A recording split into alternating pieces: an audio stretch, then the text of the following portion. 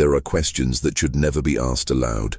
Questions whose answers lie buried beneath decades of silence, hidden behind locked doors and burned letters. Questions that, once spoken, unravel entire lives like thread pulled from rotting fabric. In the spring of 1847, a young enslaved woman named Dinah asked such a question. She asked it only once, in a voice barely above a whisper, standing in the doorway of the plantation house kitchen. The man she asked, the overseer, a brutal figure named Horace Vance, was found 3 days later swinging from the oak tree behind the stables, his own belt around his neck, his face frozen in an expression witnesses would later describe as knowing. But Dinah's question didn't die with Vance. It spread through the quarters like fever, whispered in the tobacco fields, murmured over cooking fires. And as it spread, other secrets began surfacing, secrets that had been carefully maintained for nearly 2 decades, secrets that involved the master's family, the bloodlines of the plantation, and a truth so disturbing that it would eventually consume everyone who touched it. This is the story of Thornhill Plantation in Lunenburg County, Virginia, where a simple question about resemblance became a death sentence, and where the answer revealed a horror far worse than anyone could have imagined. Before we continue with the story of Thornhill Plantation and the question that destroyed it, I need you to do something. If this introduction has already given you chills, hit that subscribe button right now and turn on notifications. Because stories like this one, buried deep in America's darkest history, are what we uncover here every week. And I want to know, where are you listening from? Drop your state or city in the comments below. Now, let's discover what Dinah saw that spring morning and why her question could never be answered safely. Thornhill Plantation sprawled across nearly 800 acres of Virginia's rolling Piedmont, its main house a 3-story Georgian structure with white columns that gleamed in the afternoon sun. The estate sat on land that had once been hunting grounds for the Saponi people before they were pushed westward by colonial expansion. By 1798, when Colonel James Fairchild purchased the property with money made from the tobacco trade, no trace of the original inhabitants remained, except for the occasional arrowhead turned up by a plow. The plantation had belonged to the Fairchild family for nearly 50 years by the time our story begins. Colonel James had built the main house in 1802, importing craftsmen from Richmond to create a structure that would announce the family's status to anyone who passed. The house featured a grand entrance hall with a curving staircase, parlors on either side with marble fireplaces, a formal dining room that could seat 20, and upstairs, 6 bedrooms with tall windows that overlooked the tobacco fields stretching toward the river. Behind the main house stood the dependencies, the kitchen house, built separate to reduce fire risk, the smokehouse where meat was cured, the dairy with its cool stone floor, the laundry where enslaved women spent their days over steaming tubs, the carriage house and stables, the overseer's cottage, and beyond all of these, arranged in 2 rows, the slave quarters, rough wooden cabins with dirt floors and stone chimneys, each housing anywhere from 4 to 8 people. Colonel James Fairchild had died in 1825, leaving the plantation to his son, Edward's father, also named James. This second James Fairchild had run Thornhill for 7 years before dying suddenly in 1832 of what the doctor called apoplexy, a stroke that took him in the middle of the night, leaving him cold in his bed by morning. He was 41 years old. Edward Fairchild, then just 28, had inherited everything: the land, the house, the debts, and the 47 human beings whose names were listed in the estate inventory between the livestock and the furniture. He had been married for 3 years to Catherine Whitfield, daughter of a Richmond merchant, and they had 1 infant daughter who would die of scarlet fever before her 2nd birthday. By 1847, Edward was 43 years old and looked older. His hair, once dark brown, had gone mostly grey.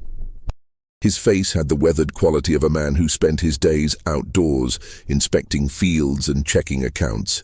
He was not a tall man, perhaps 5 feet 9 inches, but he carried himself with the rigid posture of someone conscious of his authority.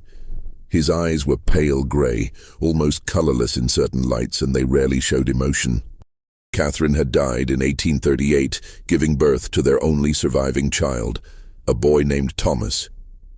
The birth had been difficult, lasting nearly 2 days, and Catherine had bled too much afterward. The doctor from town had done what he could, but infection set in. She lasted a week, feverish and delirious, calling for her mother and crying about things that made no sense. Edward had sat with her every night, holding her hand, saying nothing. When she finally died, he had her buried in the family cemetery on the hill behind the house, beneath a marble stone carved with angels. Thomas was now 9 years old, a thin boy with his father's pale eyes and his mother's delicate features. He was being educated by a tutor from Richmond, a stern Presbyterian named Mr. Gaines, who believed in Latin, mathematics, and the rod. The boy showed aptitude for learning but little enthusiasm. He spent his free hours reading in the library or wandering the grounds, always alone, always quiet. The plantation's enslaved population numbered 47 souls that spring of 1847. The number fluctuated, births and deaths, occasional sales and purchases, but it had remained close to 50 for the past 15 years. Most worked the tobacco fields that stretched from the main house to the river, their days measured by the sun's arc and the overseer's watch. Tobacco was demanding. It required constant attention from planting in April through harvest in September, and even in winter there was work to be done. Stripping leaves, preparing beds for the next year's crop, repairing equipment. Others worked in the house, the stables, the smithy, the kitchen. There was a hierarchy among the enslaved people, as there always was. House servants looked down on field workers. Skilled craftsmen held higher status than common laborers. Those born on the plantation felt superior to those purchased from elsewhere. But these distinctions meant little in the end. They were all property, all subject to the same absolute power, all vulnerable to the same casual cruelties. Dinah was 19 years old that April, born on the plantation to a woman named Ruth, who had died of fever when Dinah was 12. Ruth had worked in the main house as a chambermaid, responsible for cleaning the bedrooms, changing linens, emptying chamber pots, and attending to the personal needs of the family. She had been a quiet woman, Dinah remembered, with sad eyes and gentle hands. She had taught Dinah to read, secretly, dangerously, using a Bible she'd somehow acquired, and had told her daughter stories about her own mother, who had been brought from Africa as a child, and who remembered the ocean crossing in nightmares that lasted her whole life. Ruth had died in the summer of 1840 during a fever outbreak that killed 6 people on the plantation. Dinah, then 12 years old, had nursed her mother through the final days, wiping her burning forehead with cool cloths, giving her sips of water, listening to her delirious ramblings. In those final hours, Ruth had said things that made no sense to the child Dinah. Apologies, warnings, names that meant nothing. She had gripped Dinah's hand with surprising strength and whispered, "Don't let them make you like me. Don't let them take what they took from me." Dinah hadn't understood then. She understood now. After Ruth's death, Dinah had been moved to the kitchen to work under Bess, an older woman who had cooked for the Fairchilds for 30 years. Bess was perhaps 60 years old. She didn't know exactly, as enslaved people rarely knew their precise ages. With grey hair, she kept wrapped in a cloth and hands scarred from decades of burns and cuts. She was the closest thing to a mother Dinah had after Ruth died, teaching her to cook, to manage the kitchen's routines, to navigate the dangerous waters of serving white people who could punish you for any perceived slight. Dinah was quick with her hands, quiet in her manner, and possessed of unusually keen powers of observation, a trait that would prove both gift and curse. She noticed things. The way Edward Fairchild's jaw tightened when he was angry, the way Mr. Gaines's eyes lingered on the younger enslaved women, the way Horace Vance seemed to take pleasure in others' fear. She noticed patterns, connections, resemblances. She had a brother named Samuel, 2 years younger, who worked in the stables. Samuel had been born in the summer of 1830, and from early childhood had been marked by his unusual appearance. While most of the enslaved people at Thornhill bore the deep brown skin common to their West African ancestry, Samuel's complexion was noticeably lighter, what was sometimes called bright in the parlance of the time, or more cruelly, yellow. His features, too, were different. A narrow nose, thin lips, and those same pale grey eyes that marked the Fairchild bloodline. Such things were not uncommon on plantations throughout the South. Everyone knew what they meant, though no one spoke of it directly. Mixed-race children were a visible reminder of the violence and exploitation that undergirded the entire system, and their presence was managed through silence and deliberate ignorance. Masters didn't acknowledge their enslaved children. White wives pretended not to notice, and the enslaved people themselves learned to keep silent because speaking the truth could get you sold away or worse. But Samuel's resemblance to the Fairchild family was more than a matter of coloring. As he grew from boy to young man, the similarity became impossible to ignore. He had Edward's build, tall and lean, with broad shoulders and long limbs. He had Edward's way of tilting his head when listening, as though considering what was being said from multiple angles. He had Edward's long fingers, Edward's straight posture, Edward's habit of rubbing his jaw when thinking.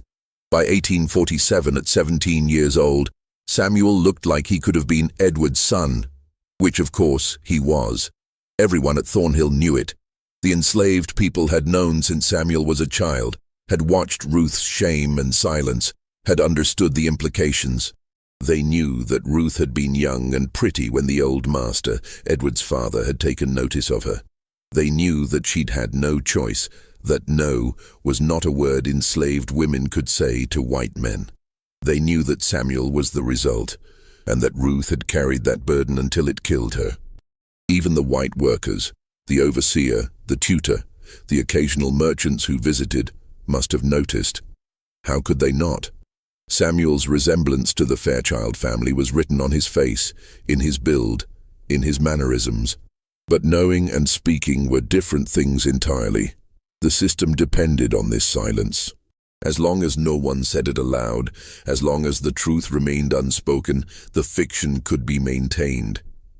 Edward could continue as master, Samuel could continue as property, and the fundamental lie at the heart of the plantation could persist.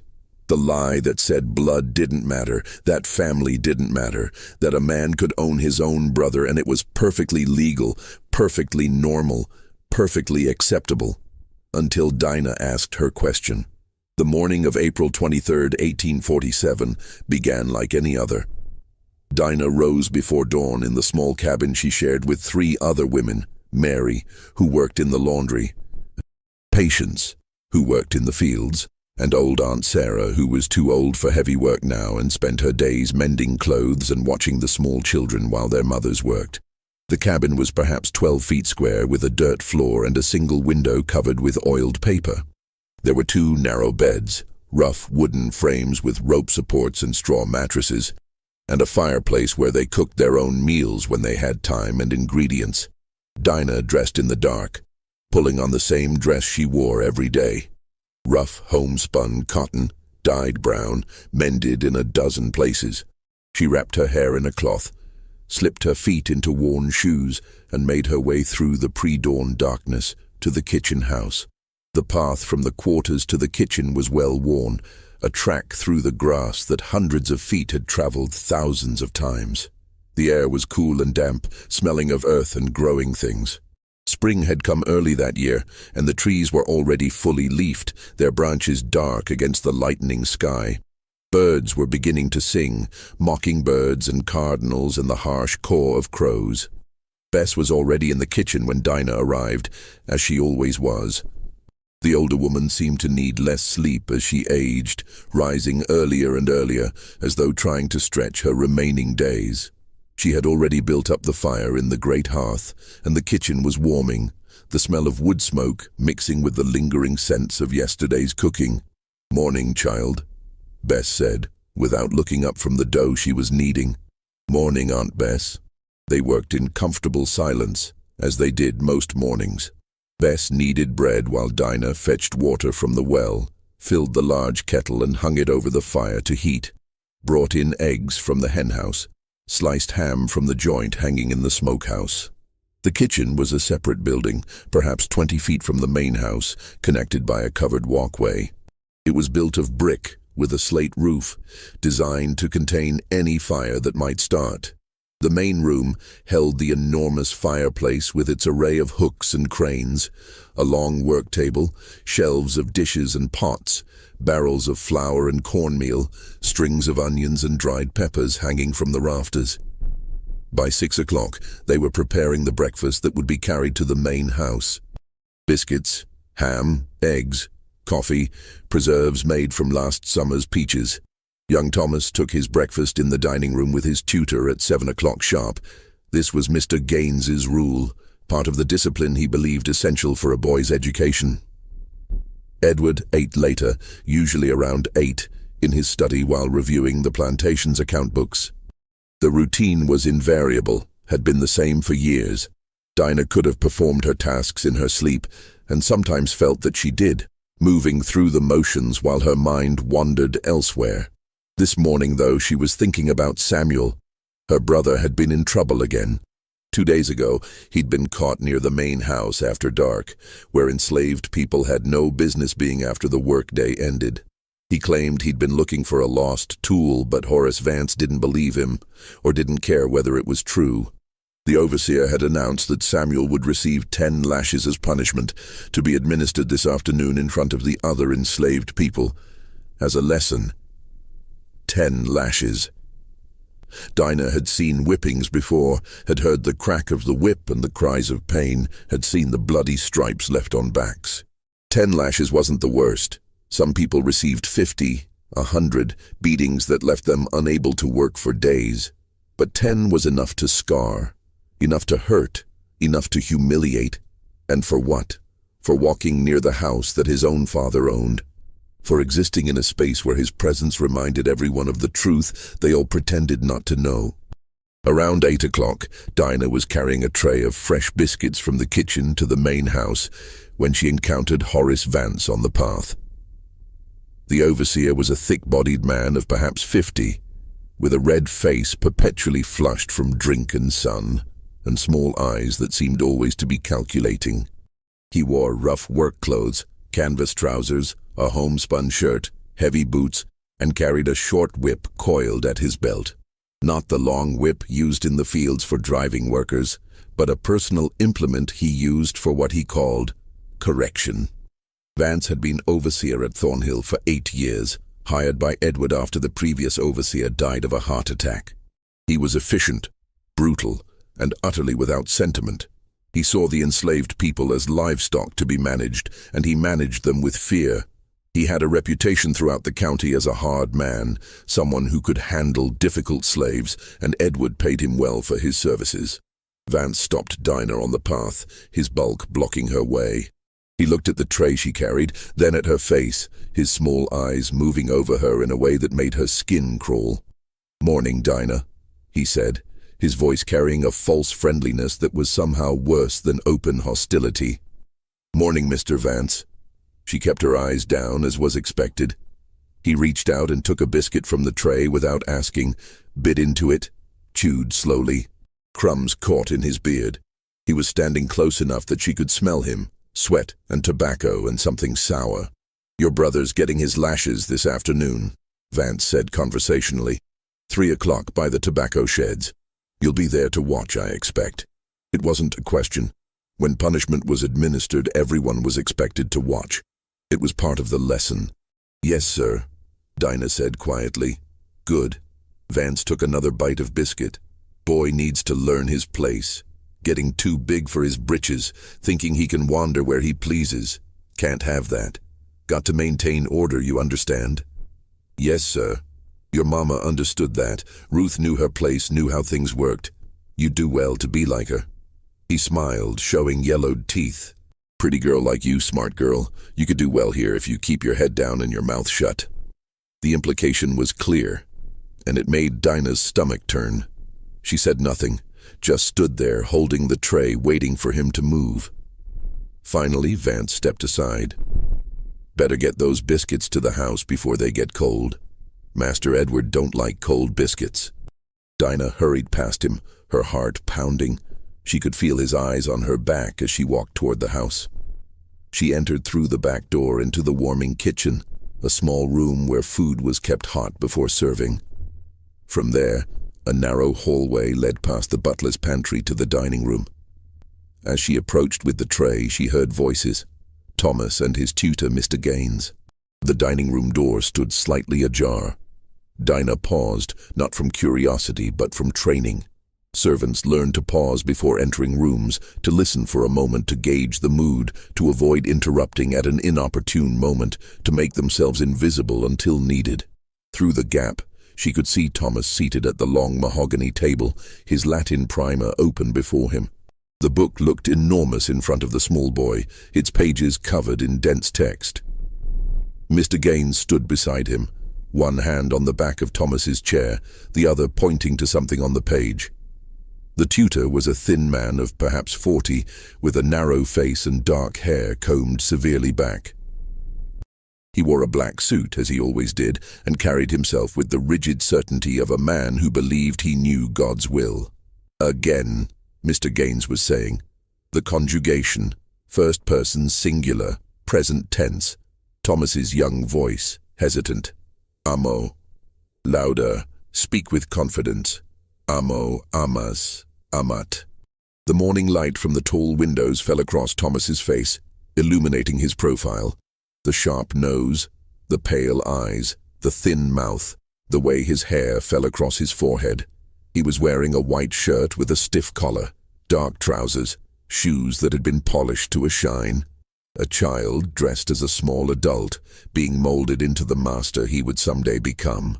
And in that moment, Dinah thought of her brother, thought of Samuel, who at this very moment was probably mucking out stalls in the stable, his hands rough and calloused, his clothes stained with manure and sweat.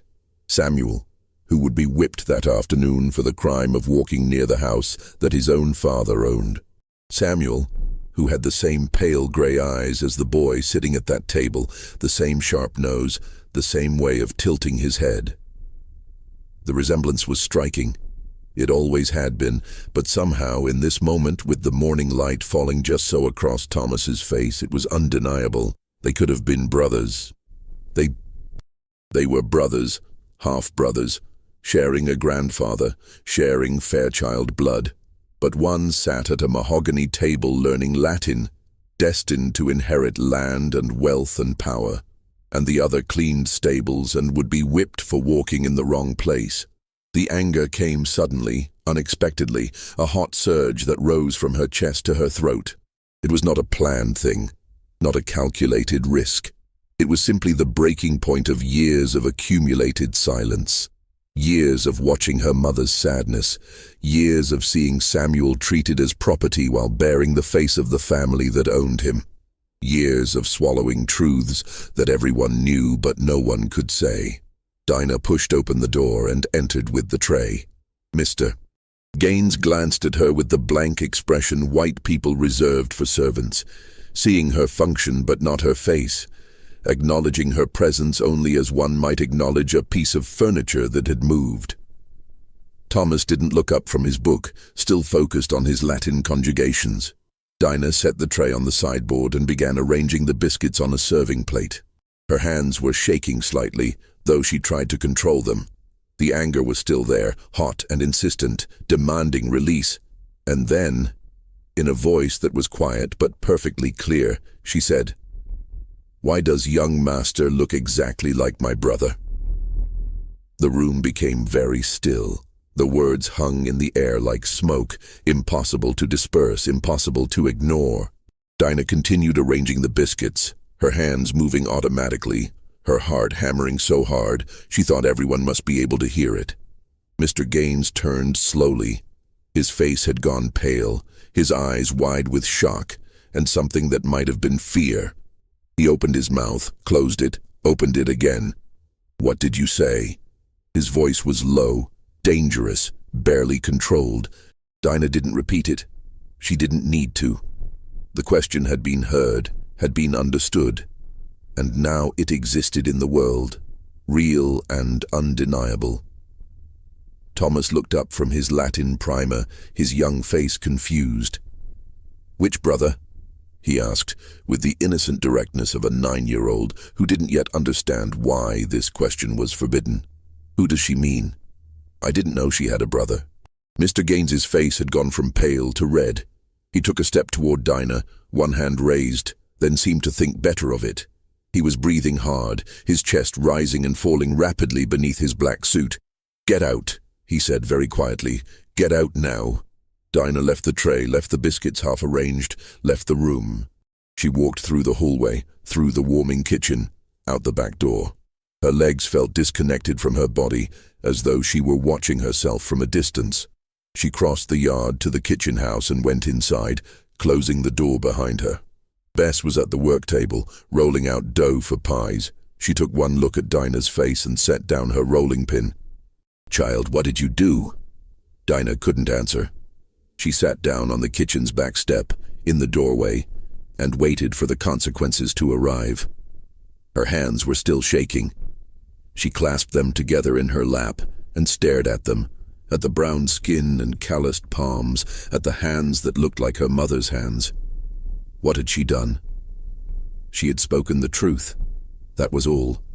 She had asked a simple question, pointed out a simple fact. Why does young master look exactly like my brother? But she knew, even as she sat there, that there was nothing simple about it. She had violated the fundamental rule. She had named the thing that must never be named. She had torn away the veil of silence that allowed the system to function. And now she would pay for it. Bess came and sat beside her on the step. The older woman didn't say anything, just sat there, her presence a comfort.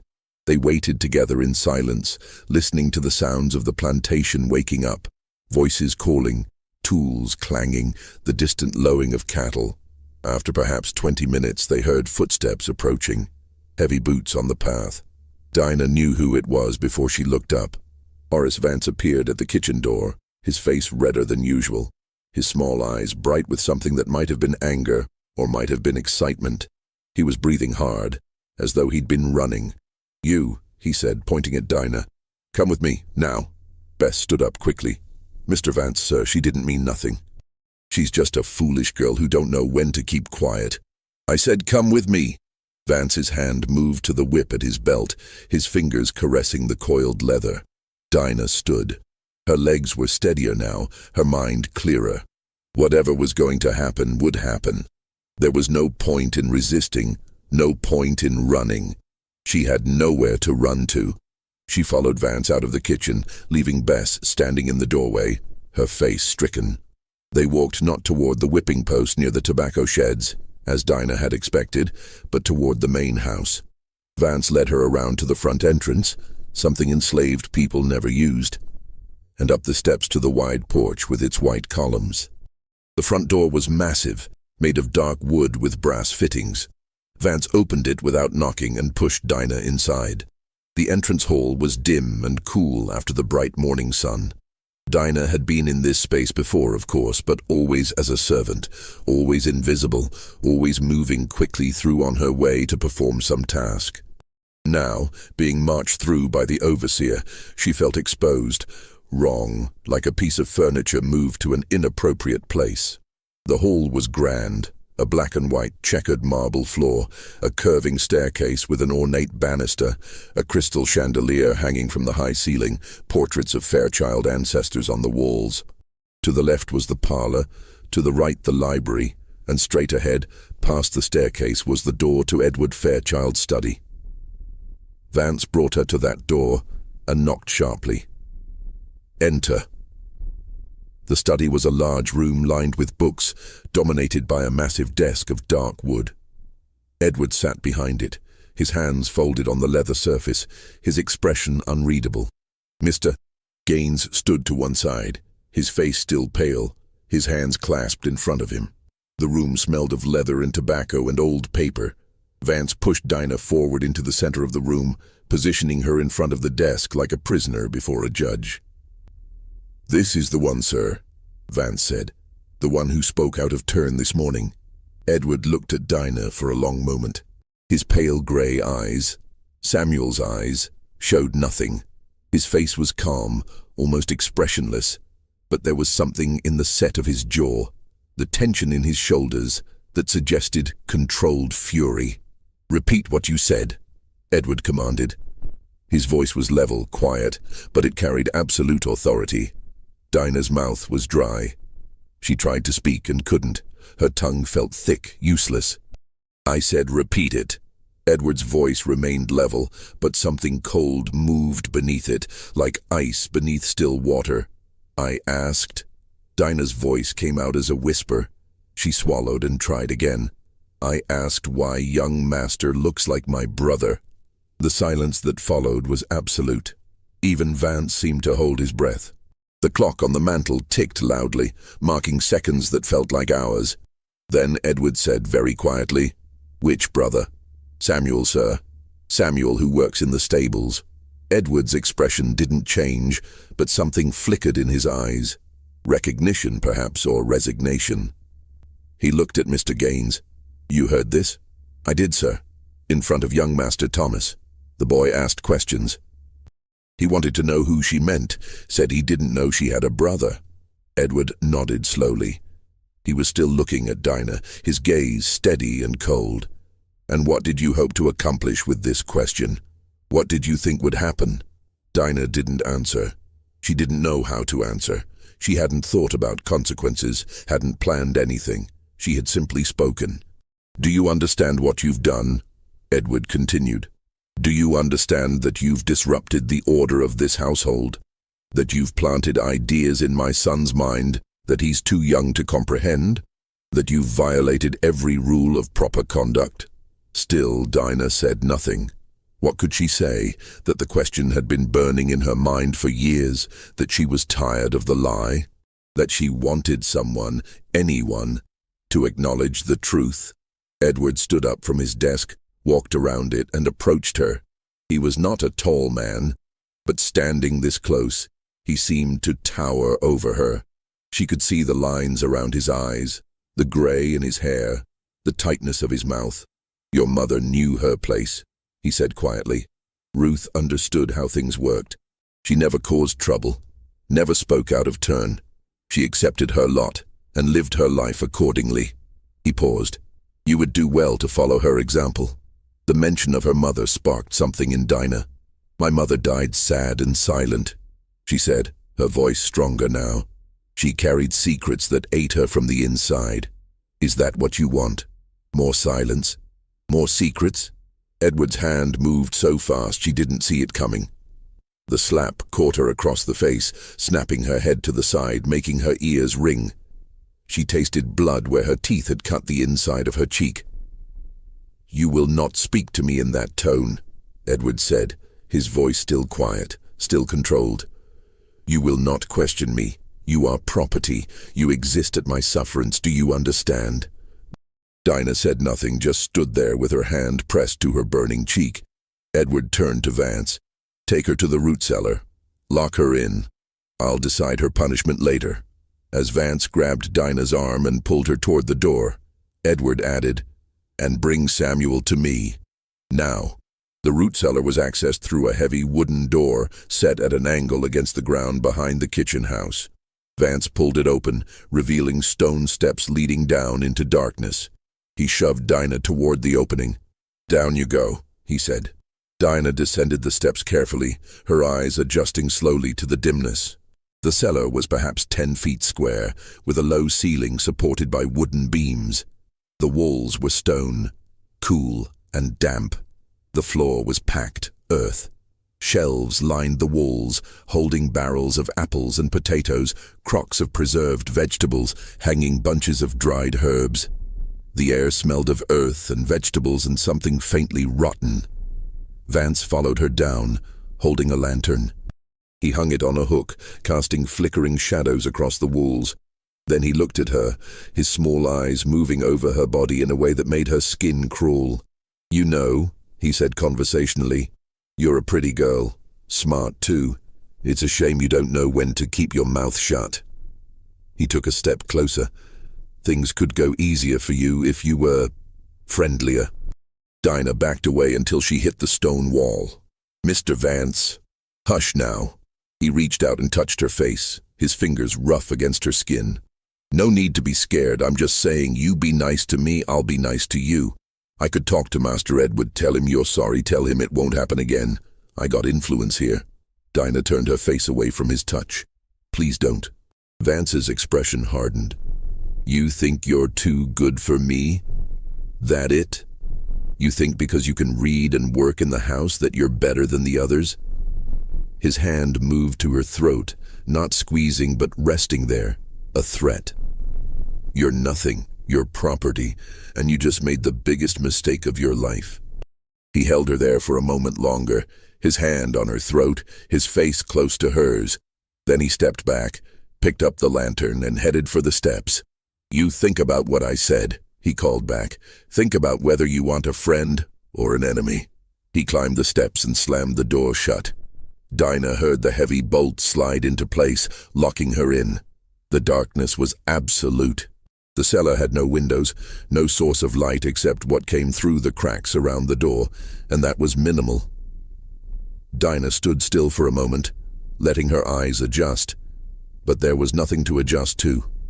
The darkness was complete. She felt her way along the wall until she found a corner, then sat down on the dirt floor, her back against the cold stone. She pulled her knees up to her chest and wrapped her arms around them, making herself small. And she waited. Time passed strangely in the darkness. Without light, without sound except the faint creaking of the floorboards above, Dinah lost track of how long she'd been there. It might have been an hour, might have been 3. Her eyes played tricks on her, showing her shapes and shadows that weren't there. Her mind wandered, drifting between memory and imagination. She thought about her mother, about Ruth's final days. The fever had come on suddenly, as it often did. One day Ruth had been fine, working in the house as usual. The next day she was burning up, delirious, unable to stand. Dinah had been 12 years old, old enough to help nurse her, but too young to understand that her mother was dying. Ruth had said strange things in those final days. She had talked about the ocean, though she'd never seen it. That was her own mother's memory, passed down. She had talked about a man with pale eyes who had taken something from her that she could never get back. She had apologized over and over, though Dinah didn't know what for, and she had warned Dinah, "Don't let them make you like me. Don't let them take what they took from me." Dinah understood now what her mother had meant. Ruth had been violated, used, forced to bear a child to a man who owned her, and she had lived with that shame and silence for 17 years, watching her son grow up bearing the face of his father, knowing that everyone knew, but no one could say. It had eaten her from the inside, had killed her as surely as the fever had. And now Dinah had broken that silence. She had said aloud what everyone knew. She had asked the question that should never be asked. What would happen to Samuel? Edward had ordered him brought to the study. What would the master do to his own son, his own brother's son, now that the truth had been spoken aloud? Dinah's thoughts were interrupted by a sound from above. Footsteps, rapid and heavy, voices raised in alarm. More footsteps, running, shouts. Something was happening. She stood up, felt her way to the steps, climbed them, and pressed her ear against the door. The sounds were muffled but clear enough. People running, people shouting, a woman screaming. Then, cutting through all the other sounds, a scream unlike any Dinah had ever heard. A man's voice, raw with terror and pain, screaming words she couldn't quite make out. The screaming went on, rising and falling, sometimes forming words, "No, no, please, God, no." And sometimes just pure sound, the sound of someone in unimaginable agony. Then it stopped abruptly, cut off mid-cry. The silence that followed was worse than the screaming had been. Dinah pressed her forehead against the door, her heart racing. What had happened? Who had been screaming? Was it Samuel? Had Edward done something terrible to him? She pounded on the door. "Hello, someone. What's happening, please?" No one answered. The sounds above had changed. No more running, no more shouting. Just low voices, urgent and frightened, and the sound of something heavy being dragged. Dinah pounded again, harder. "Please, let me out. What's happening?" Still no answer. She gave up and returned to her corner, sat down, wrapped her arms around herself. She was shaking, though whether from cold or fear she couldn't tell. Hours passed. The sounds above gradually returned to normal. Footsteps, voices, the routine sounds of the plantation day continuing. But no one came to the cellar. No one brought her food or water. No one checked on her. The darkness pressed in. Dinah dozed fitfully, woke, dozed again. She was thirsty, hungry, terrified. She thought of Samuel, wondered if the screaming had been him, wondered what Edward had done. She thought of her mother, wondered if Ruth was watching from wherever the dead went, wondered if she approved or disapproved of Dinah's question. She thought about truth and silence, about the cost of speaking and the cost of staying quiet. She had broken the silence, and now everything was falling apart. But hadn't it been falling apart all along? Hadn't the lie been eating away at everything, rotting the foundation, poisoning everyone it touched? More time passed. Dinah lost track of whether it was day or night. In the absolute darkness of the cellar, time became meaningless. Finally, it might have been 6 hours later, might have been 12, she heard the bolt slide back. The door opened and light flooded in, painfully bright after so long in darkness. Dinah shielded her eyes, squinting against the glare. A figure stood silhouetted in the doorway. As Dinah's eyes adjusted, she saw it was Bess, holding a candle, her face streaked with tears. "Come on, child," Bess said softly. "Come on out of there." Dinah climbed the steps on shaking legs, her muscles stiff from sitting so long. She emerged into what appeared to be late afternoon. The sun was low in the sky, casting long shadows. She had been in the cellar for perhaps 8 hours. "What happened?" Dinah asked. "I heard screaming. Was it Samuel? Where is he?" Bess shook her head, fresh tears spilling down her cheeks. "Samuel's gone, child. They took him away this afternoon, sold him to a trader heading south. He's gone." The words hit Dinah like a physical blow. "Sold? But hush now, that ain't the worst of it." Bess took Dinah's arm, steadying her. "Mr. Vance is dead." Dinah stared at her, unable to process the words. "What?" "They found him an hour ago, hanging from the oak tree behind the stables. Used his own belt. His face." Bess shuddered. "Lord have mercy. His face." They say his face looked like he'd seen something terrible, like he'd seen the devil himself. The death of Horace Vance sent shockwaves through Thornhill Plantation. The enslaved people gathered in small groups, whispering, speculating, afraid. The white workers, the few hired men who helped with specialized tasks, kept to themselves, their faces pale and frightened. And Edward Fairchild locked himself in what remained of his study, seeing no one, speaking to no one. The body had been discovered by Jacob, the old man who tended the horses. He had gone to the stables around 4 o'clock to begin the evening feeding, and had found Vance hanging from the massive oak tree that grew behind the building. The overseer's belt was wrapped around his neck, the other end tied to a low branch. His feet were perhaps 6 inches off the ground, his face purple and swollen, his eyes bulging. But it was the expression on that face that had sent Jacob running for help, screaming, because Vance's face, despite the distortions of strangulation, showed not pain or despair, but something else entirely. His mouth was open in what might have been a scream, his eyes wide with what looked like recognition. As if, in his final moments, he had seen something, understood something, that had filled him with such horror that death had been preferable to living with that knowledge. The county sheriff, a heavy-set man named Dawes, had been summoned from town. He examined the body, examined the scene, questioned everyone who might have seen or heard something. His conclusion was straightforward: suicide. Vance had climbed the tree, tied his belt to the branch, and jumped. These things happened. Men sometimes took their own lives, for reasons known only to themselves. But Sheriff Dawes couldn't explain why a man like Vance, brutal, practical, seemingly without conscience, would suddenly kill himself. He couldn't explain the expression on the dead man's face. He couldn't explain why Vance's personal effects, when examined, showed no indication of despair or planning, No note, no settling of affairs, no indication that he'd been contemplating death. The enslaved people had their own theories, whispered in the quarters after dark.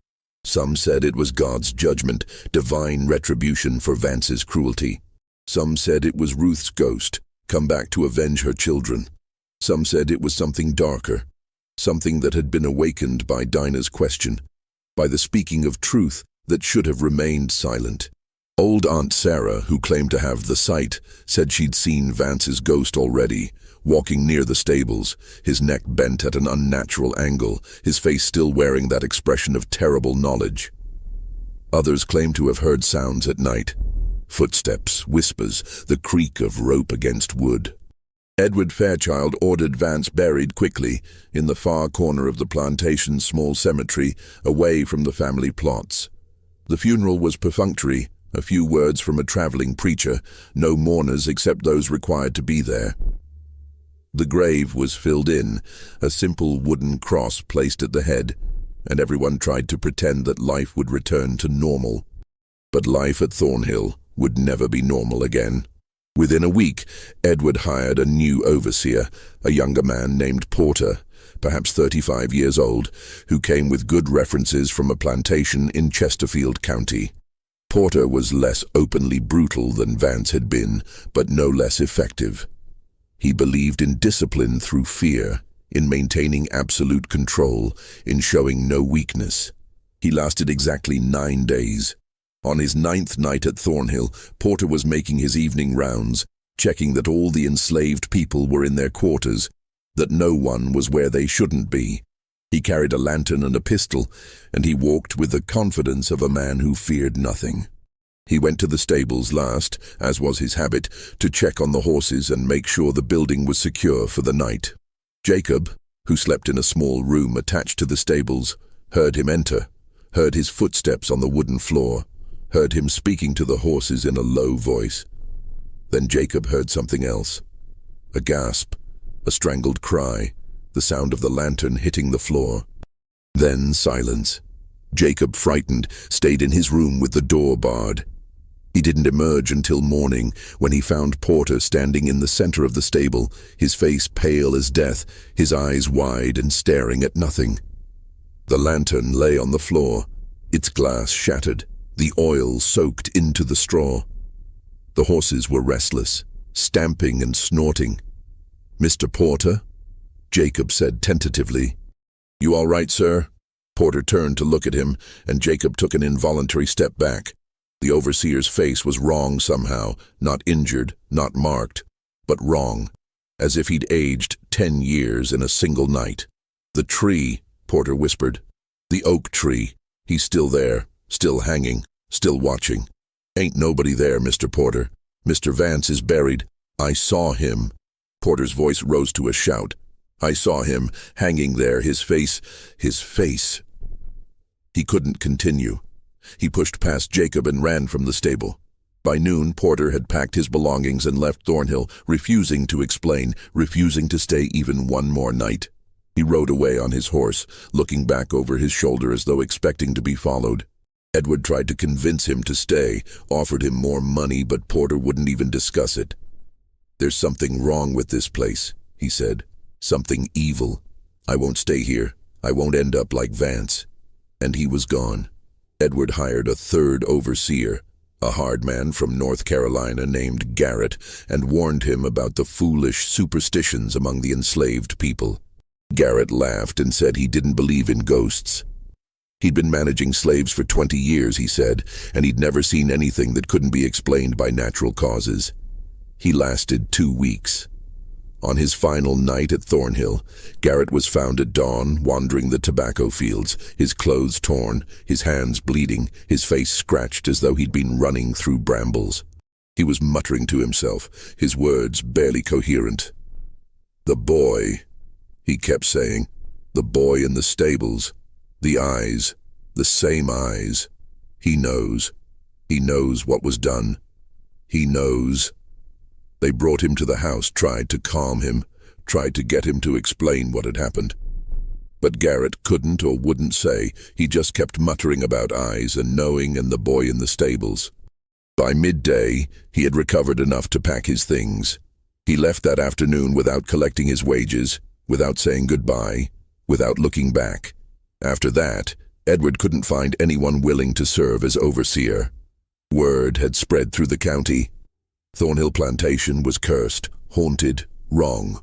3 overseers in less than a month, 1 dead, 2 driven away by something they couldn't or wouldn't name. No amount of money was worth that risk. The enslaved people, left largely unsupervised, continued their work out of habit and fear. They knew that if the plantation failed, they would be sold away, families separated, lives destroyed. So they worked the fields, tended the animals, maintained the buildings, kept the routines going. But the discipline that had once ruled Thornhill had collapsed. Without an overseer, without constant supervision, the rigid structure began to crack. And Thomas Fairchild, now 10 years old, had begun asking questions. The questions started innocently enough. Thomas asked Bess, the cook, about the boy who used to work in the stables. He asked old Jacob where Samuel had gone. He asked the other enslaved people if they knew anything about his mother's family, about his grandfather, about the history of the plantation. Most of them deflected his questions, gave vague answers, tried to avoid engaging with the boy. But Thomas was persistent. He had inherited his father's intelligence and his father's stubbornness, and Dinah's question had planted a seed in his mind that wouldn't stop growing. He came to the kitchen often, always when Bess was elsewhere, always seeking out Dinah. At first, she tried to avoid him, afraid of what might happen if she was caught speaking to the master's son. But Thomas was insistent, and gradually, carefully, she began to tell him things. Not everything, not the full truth that Edward had revealed to her in his study, but pieces of it, fragments that a 10-year-old mind could grasp. She told him about Samuel, about how kind he'd been, how he'd carved little animals from wood and given them to the younger children in the quarters. She told him about their mother, Ruth, who had died of fever, who had been gentle and sad. She told him in careful language that sometimes masters had children with enslaved women, and those children were born into slavery despite their parentage. Thomas listened with an intensity that was unsettling in one so young. He asked questions that showed he understood more than he should. But if a master has a child with a slave woman, isn't that child his son or daughter? Doesn't that make them family? By blood, yes, Dinah said carefully, but not by law. The law says the child follows the condition of the mother. If the mother is enslaved, the child is enslaved, no matter who the father is. But that's not fair. No, young master, it's not fair. And Samuel, he was your brother, your full brother. Yes, and he looked like me. Dinah hesitated, then nodded. Yes, he looked like you. Thomas was quiet for a long moment, his young face troubled. Why did he look like me? This was the dangerous question, the one Dinah couldn't answer directly. You'd have to ask your father that, young master. I did ask him. He won't tell me. He says I'm too young to understand, that I shouldn't concern myself with such matters. Thomas looked at her with those pale grey eyes, Samuel's eyes. But I do understand. I understand that Samuel was my uncle, that he was my grandfather's son, that he was family and father sold him anyway. Dinah said nothing. What could she say? The boy had worked it out himself, had put the pieces together. He was 10 years old, and he understood the fundamental horror at the heart of his world. It's wrong, Thomas said quietly. All of it. It's wrong. Yes, Dinah agreed. It's wrong. And slowly, over the course of those summer conversations, Dinah watched something change in the boy's face. The innocence was leaving him, being replaced by a knowledge that no child should have to carry. He was beginning to understand what he was part of, what his family had done, what his very existence meant. He was beginning to understand that he was both victim and beneficiary of a system built on lies and violence, that his comfort came at the cost of others' suffering, that his inheritance was built on stolen lives and broken families, and that knowledge was destroying him. On the night of August 27th, Thomas Fairchild disappeared. Edward discovered it at breakfast when the boy didn't appear. Thomas was usually punctual, appearing in the dining room at 7 o'clock sharp, as Mr. Gaines had trained him. When he didn't come down, Edward sent a house servant to check on him. The servant returned with troubling news. Thomas's bed was unslept in, his window was open, and the boy was nowhere to be found. Edward's reaction was immediate and frantic. He gathered every enslaved person on the plantation, lined them up in front of the main house, and demanded to know if anyone had seen Thomas. His voice, usually so controlled, was ragged with fear. "If anyone knows where my son is, speak now.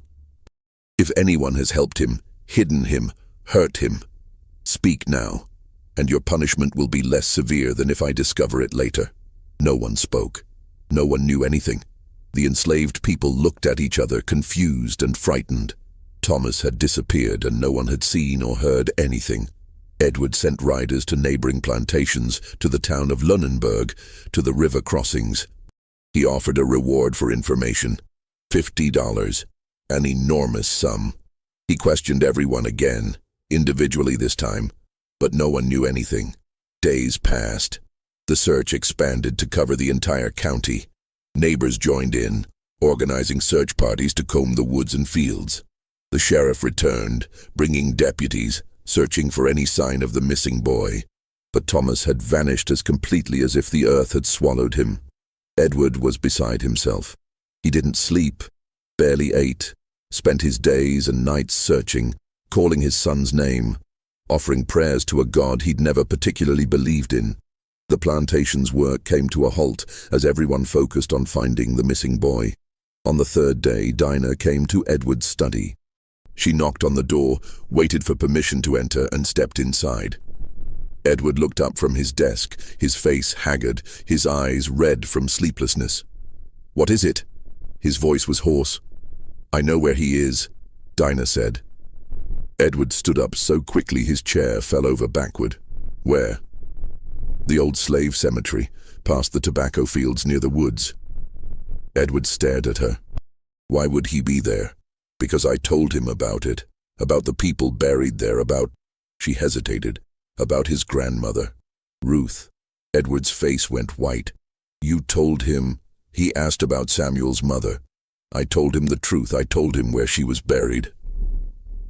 For a moment Dinah thought Edward might strike her again, his hand clenched into a fist, his whole body tensed. But then he seemed to deflate, all the anger draining out of him, leaving only exhaustion and despair. "Show me," he said quietly.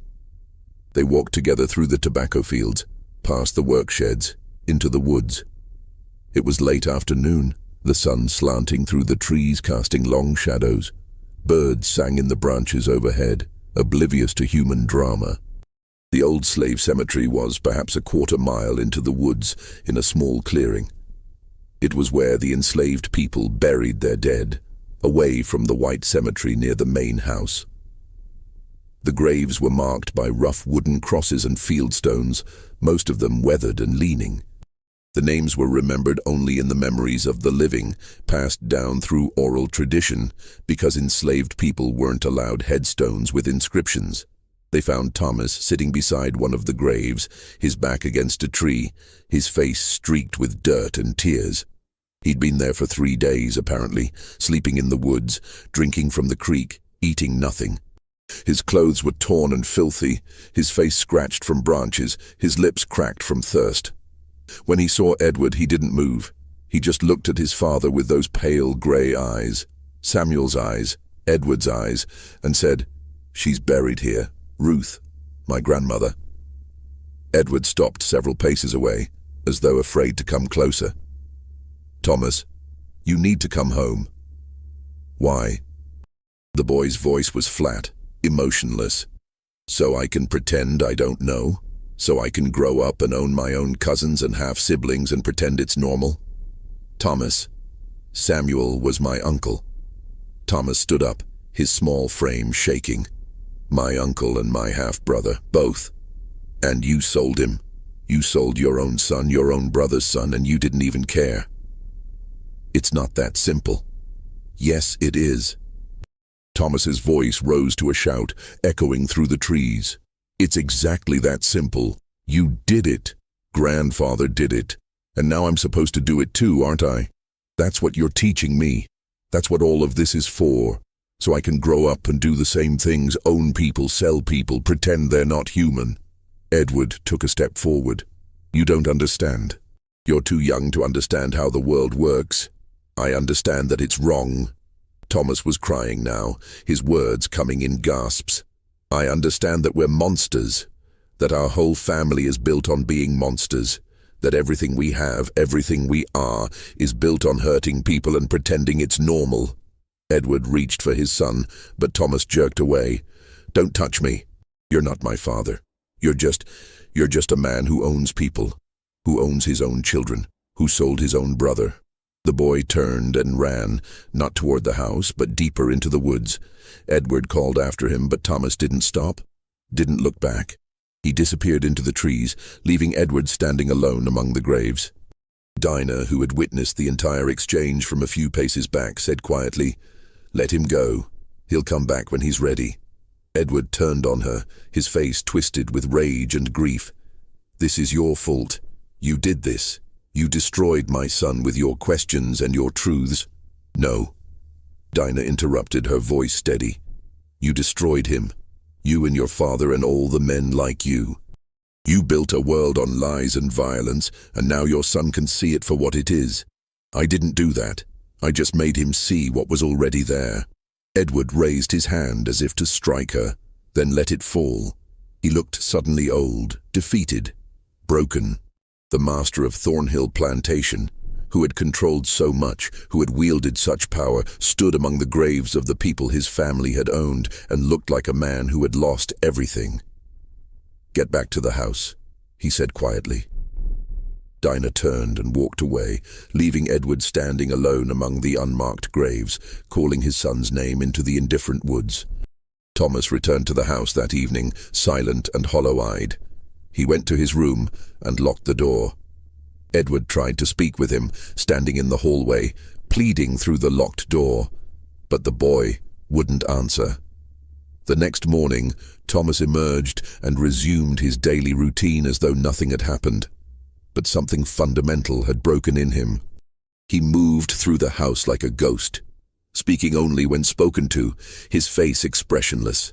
He ate his meals in silence, did his lessons mechanically, spent his free time alone in his room. Edward watched his son with growing desperation. He tried to explain, to justify, to make Thomas understand the necessities of their world. He talked about economics, about the way society was structured, about how slavery was legal and accepted and had existed for thousands of years. He talked about duty and inheritance and the responsibilities of their class. But Thomas wouldn't listen. He had seen the truth, and he couldn't unsee it. He had understood the horror, and he couldn't unknow it. In September, Edward made a decision. He would send Thomas away to boarding school in Richmond, away from Thornhill and its ghosts, away from Dinah and her dangerous truths, away from the graves in the woods and the questions they raised. Perhaps distance would heal what had been broken. Perhaps Thomas would forget, would learn to accept the world as it was, would grow into the master he was meant to be. But before he could make the arrangements, something happened that would make all such plans irrelevant. September brought cooler weather to Virginia, the first hints of autumn in the air. The tobacco harvest was underway, the enslaved people working long days to bring in the crop before the first frost. The leaves were cut, hung in the curing barns, tended carefully to ensure they dried properly. It was the most important time of the year, the work that would determine whether the plantation made money or lost it.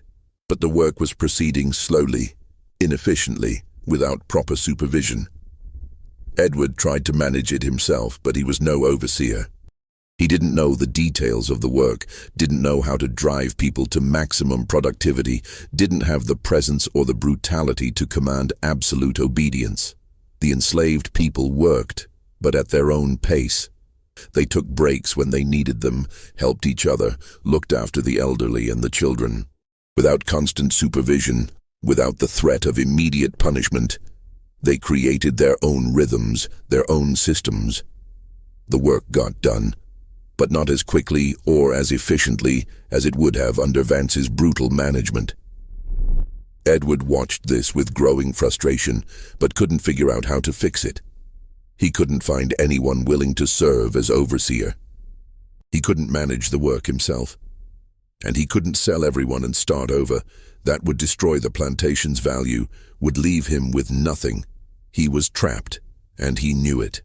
Meanwhile, Thomas continued his strange, silent existence. He went through the motions of daily life, but seemed disconnected from everything around him.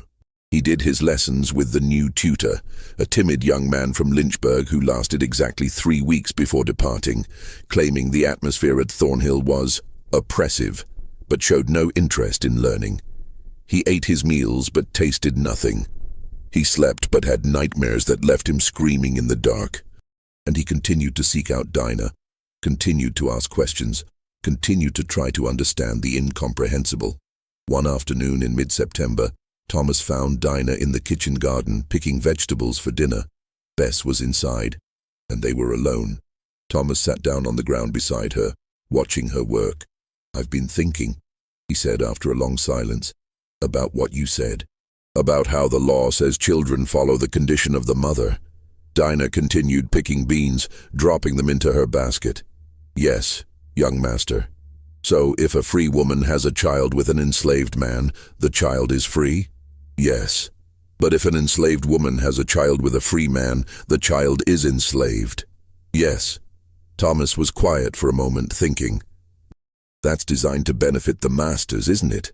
So they can have children with enslaved women and not have to free them, so they can increase their property."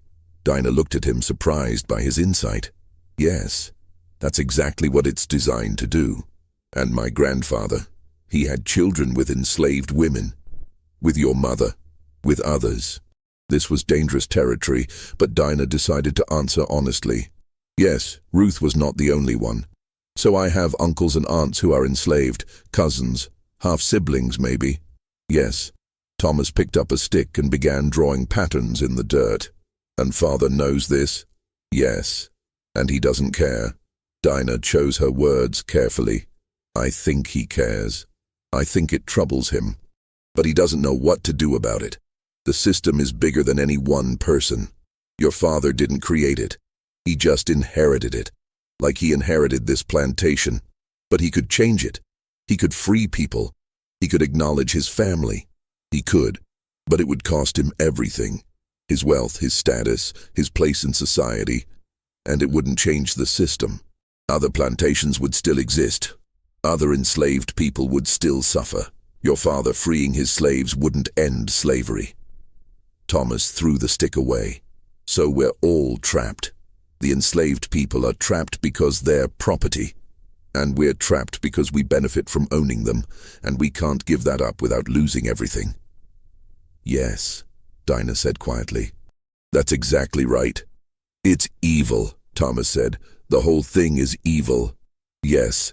They sat in silence for a while, Dinah picking vegetables, Thomas staring at nothing. Finally the boy said, "What happened to Samuel? Where did they send him?" "South. That's all I know. The trader was heading to Mississippi or Alabama to the cotton plantations." Will he be all right?" Dinah didn't answer immediately. How could she? The cotton plantations were notorious for their brutality, for working enslaved people to death and replacing them with new purchases. Samuel was young and strong, which might help him survive. But he was also light-skinned, educated, marked by his resemblance to the family that had owned him. That might make things harder. "I don't know," she finally said. "I hope so. I pray so. But I don't know." Thomas nodded slowly. Then he said something that chilled Dinah to her core. "I wish I'd never been born. I wish I didn't exist, because my existence is part of this. I'm part of the evil." "Young master, it's true, I benefit from it. I eat food grown by enslaved people. I wear clothes made by enslaved people. I live in a house built by enslaved people. Everything I have, everything I am, is built on their suffering. And someday, I'm supposed to inherit all of this. Supposed to become the master. Supposed to continue it. He looked at her with eyes that seemed far too old for his young face. I don't want to. I don't want any of it. I'd rather die than become what my father is, what my grandfather was. Don't say that, Dinah said urgently. You're young. You can choose differently. You can be different. Can I? Or am I already too corrupted? Already too much a part of it? Dinah didn't have an answer for that. She just continued picking vegetables, and Thomas sat beside her in silence, both of them trapped in a system neither had created, but both were part of. That night, Edward Fairchild sat in his study, drinking whiskey and going through Horace Vance's personal effects. After the overseer's death, his belongings had been packed up and stored in a trunk in the attic. Edward had finally decided to go through them looking for… what? He didn't know. Answers, maybe. Understanding. The trunk contained the usual things. Clothes, a razor, a pipe, some money. But at the bottom, wrapped in oilcloth, Edward found a small leather journal. He opened it and began to read. The journal was Vance's private record, kept over many years. It contained notes about the plantation's operations, observations about the enslaved people, records of punishments administered. But it also contained something else. A careful accounting of bloodlines. Vance had kept track of which enslaved children had been fathered, by which white men. He had noted resemblances, recorded births, tracked family connections, and he had paid particular attention to the children of the old master, Edward's father. As Edward read, a picture emerged that made his blood run cold. Samuel was not the only child his father had sired with enslaved women. There had been others, many others. Over the course of 30 years, the old master had fathered at least a dozen children with enslaved women on the plantation. Some had died young, some had been sold away, but several were still at Thornhill, working in the fields, living in the quarters, bearing the Fairchild blood in their veins. Edward recognized some of the names. Peter, who worked in the smithy, he was Edward's half-brother. Mary, who worked in the laundry, she was Edward's half-sister. Jacob, the old man who tended the horses, he was Edward's half-brother, older than Edward himself. The plantation was full of Edward's siblings, his father's children, all of them enslaved, all of them property. The Fairchild bloodline was tangled beyond comprehension, white and black mixed together, family and property impossible to separate. And then Edward found the entry that explained everything. The entry that explained why Vance had killed himself. It was dated 3 days before Vance's death, written in the overseer's careful hand. Discovered today the full extent of the old master's activities. Samuel is not simply the master's son, he is also the master's grandson. Ruth, Samuel's mother, was herself the old master's daughter by a woman named Celia, which means Samuel is the product of incest, the old master lying with his own daughter. The boy carries double Fairchild blood, is both son and grandson to the same man. This explains his strong resemblance to the family. This explains why the master has always been uncomfortable around him. This explains everything, but it also means that young Thomas and Samuel are not merely uncle and nephew, they are also second cousins. The bloodlines are so tangled that I can barely trace them. How many others are there? How many other children born of these unholy unions? How deep does this corruption go? I have served this family for 8 years. I have done terrible things in their service. But I did them believing in the order of things, believing in the rightness of the system. Now I see that there is no order, no rightness. There is only corruption and lies, generation after generation, blood mixing with blood, until no one knows who they are or where they came from. God forgive me. God forgive us all. That was the last entry. 3 days later, Vance had hanged himself from the oak tree. Edward sat in his study, the journal open on his desk, and felt the world tilting around him. His father had not only fathered enslaved children, he had fathered children with his own enslaved daughter, had committed incest, had created children whose bloodlines were so tangled that they defied comprehension. Samuel was both Edward's half-brother and his nephew. Ruth had been both Edward's half-sister and Samuel's mother. The family tree was not a tree at all, but a twisted vine, looping back on itself, creating connections that should never exist. And Edward himself, what was he? The son of a man who had committed unspeakable acts, the brother of people he owned, the uncle of his own brother, the master of his own family. He thought of Thomas, his son, who was beginning to understand these truths. He thought of Dinah, who had asked the question that started this unraveling. He thought of all the enslaved people at Thornhill, so many of them carrying Fairchild blood, all of them trapped in this web of corruption. The system had seemed so orderly, so rational, so justified. But beneath the surface, it was chaos. It was horror. It was an abomination that corrupted everyone it touched. Edward closed the journal and sat in the darkness, drinking whiskey, trying to understand how his world had come to this. If you're still watching, you're witnessing one of the darkest revelations in American plantation history. The truth about Thornhill is more disturbing than anyone could have imagined. A web of incest, corruption, and blood so tangled that it defies comprehension. Hit that like button if this story is keeping you on the edge of your seat, and drop a comment telling me what you think will happen next, because we're only halfway through this nightmare, and the worst is yet to come. Let's continue. The discovery of Vance's journal changed everything for Edward Fairchild. He spent the next several days in his study, going through the plantation's records, trying to trace the bloodlines, trying to understand the full extent of his father's actions. The more he discovered, the worse it became. His father had not been discreet. He had not limited himself to a few women. Over the course of 30 years, he had systematically violated dozens of enslaved women, fathering children with many of them. Some of these women had been very young, 14, 15 years old, when he first took them.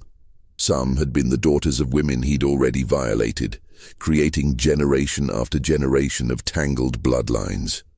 And the current enslaved population at Thornhill reflected this history. Nearly a third of them carried Fairchild blood. They were Edward's siblings, his nieces and nephews, his cousins.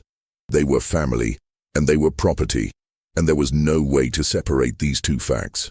Edward tried to imagine freeing them, acknowledging them, making things right. But how? If he freed everyone with Fairchild blood, he'd be freeing nearly 20 people, destroying the plantation's labor force, bankrupting himself. And what would he tell them? I'm sorry my father raped your mothers and grandmothers. I'm sorry you were born into slavery because of his actions. Here's your freedom. Now figure out how to survive in a world that will never accept you. It was impossible. There was no way to make this right. The damage was too deep, too extensive, too fundamental. And Thomas knew. Maybe not all the details, but enough. The boy understood that his family was built on horror, that his inheritance was poisoned, that he was part of something evil. Edward didn't know how to fix this. He didn't know how to protect his son from this knowledge. He didn't know how to continue living with what he now understood. He began drinking more heavily. He stopped sleeping. He wandered the plantation at night, walking through the quarters, looking at the cabins where his siblings lived, trying to reconcile what he knew with what he saw. One night, he encountered Dinah outside the kitchen house. She was sitting on the step, unable to sleep, looking up at the stars. Edward, drunk and desperate, sat down beside her. "You asked a question," he said without preamble. "Why does young master look exactly like your brother? Do you want to know the full answer?" Dinah looked at him warily. "Sir, Samuel wasn't just my half-brother. He was my nephew, my father's son and grandson. Because Ruth was my father's daughter, my father raped his own daughter and fathered Samuel. That's why the resemblance is so strong. That's why Samuel looked so much like Thomas. Because the blood is doubled, concentrated." Dinah stared at him, horror dawning on her face. "Ruth was my half-sister, yes, and your mother, which makes you my niece." which makes this whole plantation a cesspool of incest and corruption. Edward laughed bitterly. That's what Vance discovered. That's what killed him. Not guilt over Samuel being sold, but the knowledge of how deep the corruption goes, how many generations it's poisoned. Dinah couldn't speak. She had known her mother had been violated by the old master. She had known Samuel was the result. But she hadn't known that Ruth herself had been the old master's daughter, that her mother had been forced to bear a child to her own father, that Samuel had been the product of incest. The horror of it was overwhelming. "I'm sorry," Edward said quietly. "I'm sorry for what my father did. I'm sorry for what I've done. I'm sorry for all of it. But sorry doesn't fix anything, does it? Sorry doesn't undo the past. Sorry doesn't free anyone or heal anyone or make anything right." He stood up, swaying slightly. "Your question destroyed everything. But everything deserved to be destroyed. This place, this system, this family, it's all rotten. It's all evil, and I don't know how to fix it." He walked away, leaving Dinah sitting on the step, her mind reeling with the revelation. The next day, Thomas came to Dinah in the kitchen. Bess had gone to the smokehouse and they were alone. The boy looked terrible, pale, thin, with dark circles under his eyes. "I need to know the truth," he said without preamble. "All of it. Everything you know about Samuel, about my grandfather, about the family. I need to know." Dinah hesitated. "Young master, I don't think—" "Please." Thomas's voice broke. "I can't live with not knowing. I can't live with pieces of the truth. I need to understand what I'm part of, what my family has done. Please." So Dinah told him. She told him about Ruth, about how she'd been the old master's daughter. She told him about Samuel, about how he'd been the product of incest. She told him about the other children, the tangled bloodlines, the generations of horror. Thomas listened in silence, his face growing paler with each revelation. When Dinah finished, he sat down on the floor, his back against the wall, and stared at nothing. "So Samuel was my uncle and my second cousin," he said finally. "And Ruth was my aunt and my grandmother. And half the people on this plantation are my family, and we own them.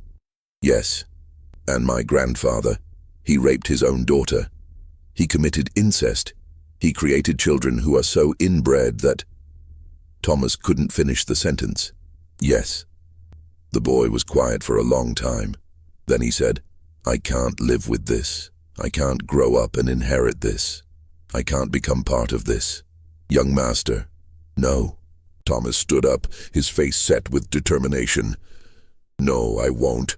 I won't be part of this anymore. I won't inherit this evil. I won't continue it." He walked out of the kitchen, leaving Dinah frightened by the look in his eyes. That night, September 15th, 1847, fire broke out in the main house of Thornhill Plantation. It started in Edward Fairchild's study in the early hours of the morning when everyone was asleep. Later, people would speculate about how it started. A lamp left burning, a spark from the fireplace, an accident. But it was no accident. Thomas Fairchild had started the fire deliberately. He had waited until his father was asleep, had gone to the study, had taken Vance's journal, the evidence of his family's sins, and had set it alight. Then he had set fire to the curtains, the books, the papers, everything that would burn. He wanted to destroy it all, the evidence, the history, the records. He wanted to burn away the past, to erase the horror, to make it as though none of it had ever happened.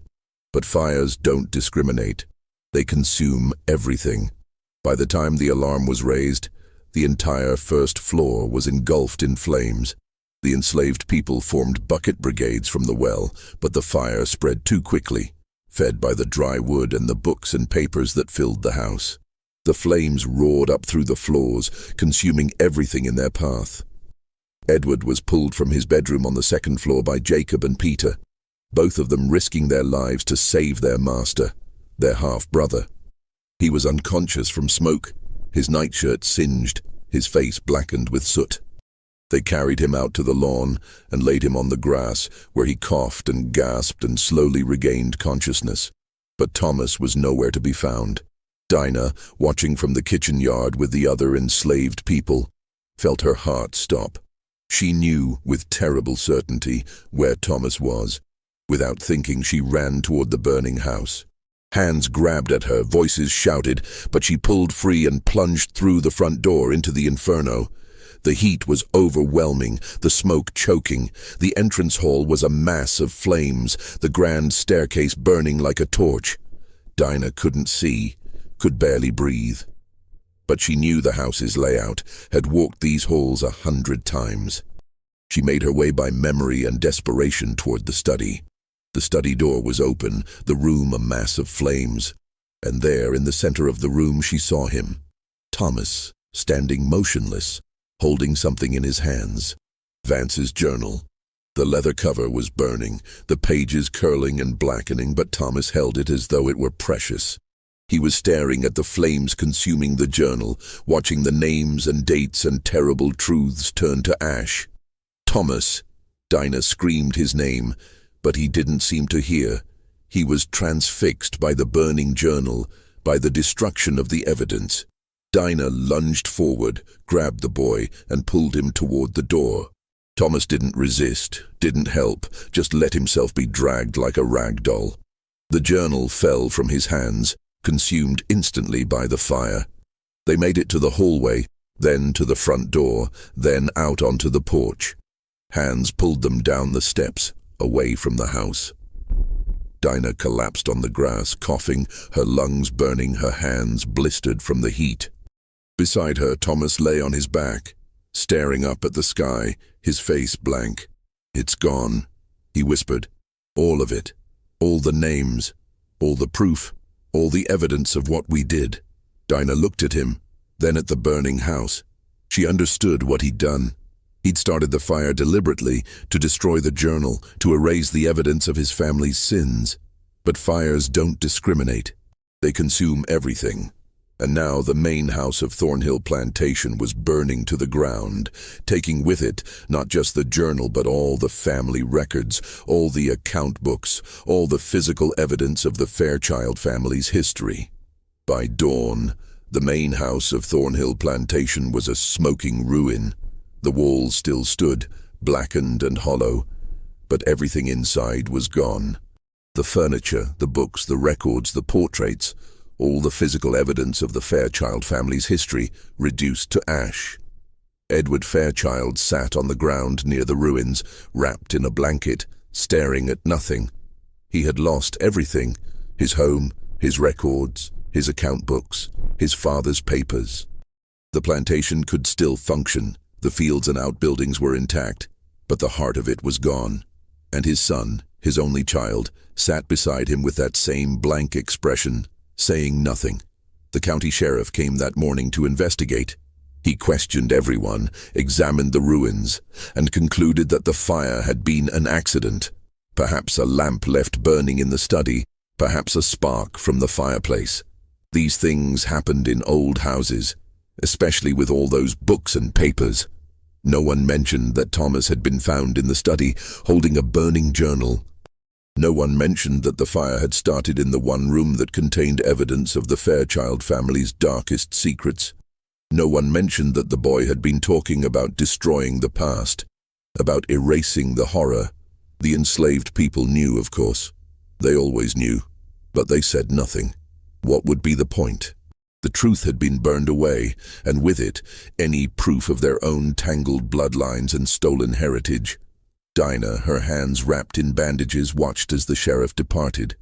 She had saved Thomas's life, had pulled him from the fire, but she couldn't save him from what he'd learned, from what he'd become.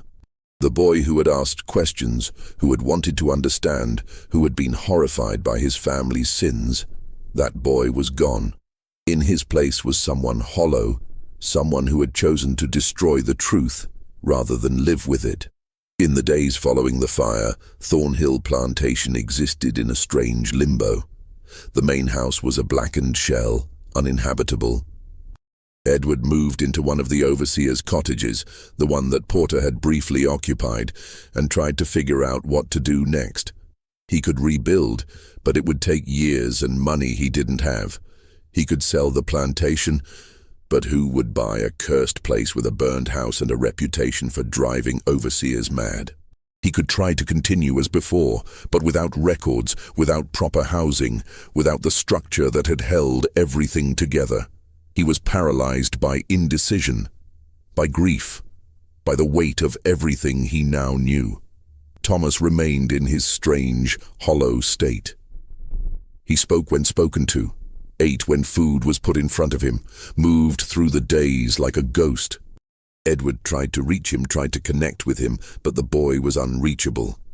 Whatever had broken in him during those 3 days in the woods, whatever had shattered when he learned the full truth about his family, could not be repaired. The enslaved people continued their work, but the atmosphere at Thornhill had changed fundamentally. Without an overseer, without constant supervision, without the threat of immediate punishment, they had created their own systems, their own rhythms. They worked, but they also rested. They helped each other, looked after the children, tended to the sick and elderly. In the absence of brutal control, something like community had emerged, but they all knew it couldn't last. Eventually, Edward would hire a new overseer, or sell them all, or something would change. The brief respite would end, and the brutality would return. That was the nature of the system. Dinah spent her days in the kitchen, working with Bess, trying to process everything that had happened. She had asked a question that had destroyed an overseer, driven away 2 more, revealed terrible truths, and ultimately burned down the main house. She had set in motion a chain of events that had consumed everything it touched. Had she been right to ask the question? She didn't know. The truth had been revealed, but at what cost? Samuel was gone, sold away to a fate she couldn't imagine. Thomas was broken, his childhood destroyed by knowledge no child should have to carry. Edward was ruined, his world collapsed around him. And the enslaved people at Thornhill, while they might have gained a brief respite, were still enslaved, still property, still trapped in the system. The truth hadn't freed anyone, it had only destroyed.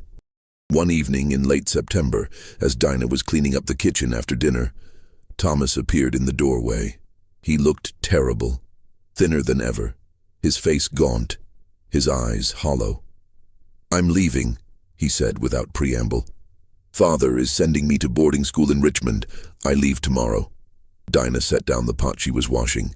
"Young master, I wanted to thank you," Thomas interrupted, "for telling me the truth, for answering my questions, for pulling me from the fire.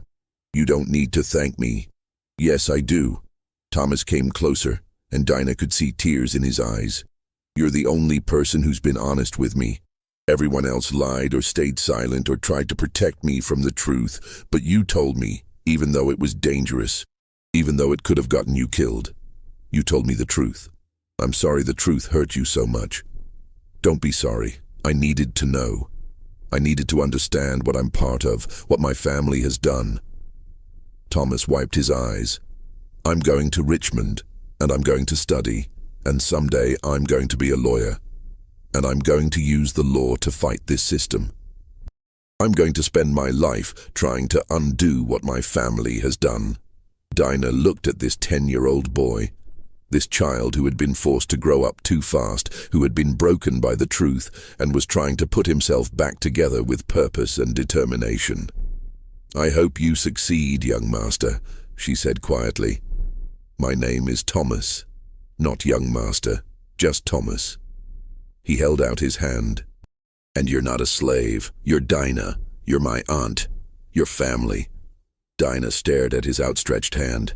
In the world they lived in, this gesture was revolutionary. Enslaved people didn't shake hands with white people. Property didn't shake hands with owners, but Thomas was offering his hand, acknowledging their relationship, treating her as family. Slowly, Dinah reached out and took his hand. They shook, formally, solemnly, sealing something that neither of them could quite name. "Goodbye, Dinah," Thomas said. "Goodbye, Thomas." The boy turned and walked away, and Dinah never saw him again.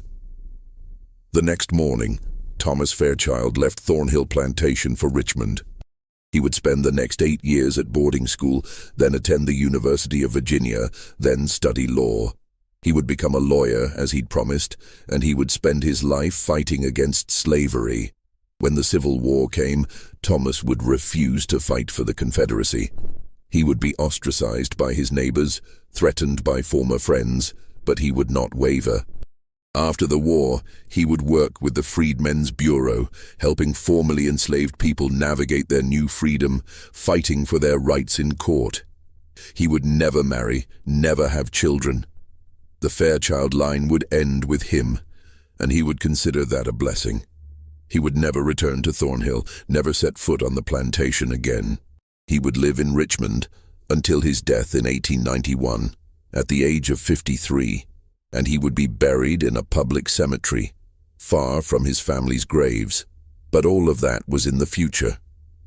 On that September morning in 1847, he was just a 10-year-old boy leaving the only home he'd ever known, carrying knowledge that no child should have to carry, determined to spend his life making amends for sins he hadn't committed but had inherited.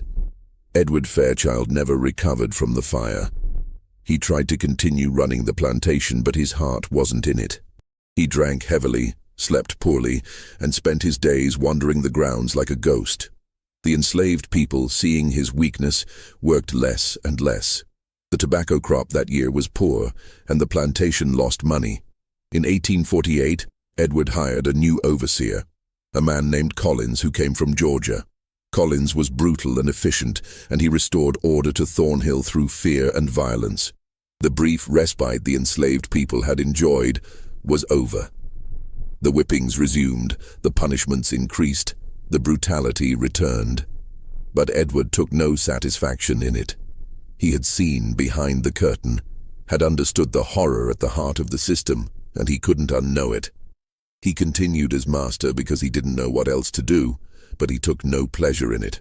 In 1852, Edward Fairchild died of a fever. He was 48 years old. He was buried in the family cemetery on the hill beside his wife Catherine, beneath a simple stone that gave his name and dates and nothing else. Thomas, then 14 years old, inherited Thornhill Plantation but never returned to live there. He hired a manager to run the estate and stayed in Richmond. The plantation continued to operate, continued to produce tobacco, continued to enslave people, but Thomas took no active role in it, and when the war came, he would sell it for whatever he could get. Dinah remained at Thornhill until the war. She worked in the kitchen, lived in the quarters, and carried her knowledge like a weight. She had asked a question that had destroyed everything, and she lived with the consequences. She watched as new overseers came and went, as the brutality continued, as the system ground on. She watched as children were born into slavery, as families were separated, as people died and were buried in the unmarked graves in the woods. And she remembered. She remembered Samuel, her brother, sold away to the cotton fields of the Deep South. She remembered Ruth, her mother, who had been violated by her own father. She remembered Thomas, the boy who had been broken by the truth. She remembered Edward, who had been destroyed by knowledge he couldn't handle. She remembered the question she had asked, "Why does young master look exactly like my brother?" It had been a simple question, pointing out a simple truth. But that truth had been too dangerous to speak, too explosive to contain. It had destroyed an overseer, driven away two more, broken a child, ruined a master, and burned down a house. And yet Dinah didn't regret asking it, because the truth mattered, because silence protected no one, because the lie at the heart of the system was so monstrous that it had to be exposed, no matter the cost. The Civil War came to Virginia in 1861, and with it came the beginning of the end for Thornhill Plantation.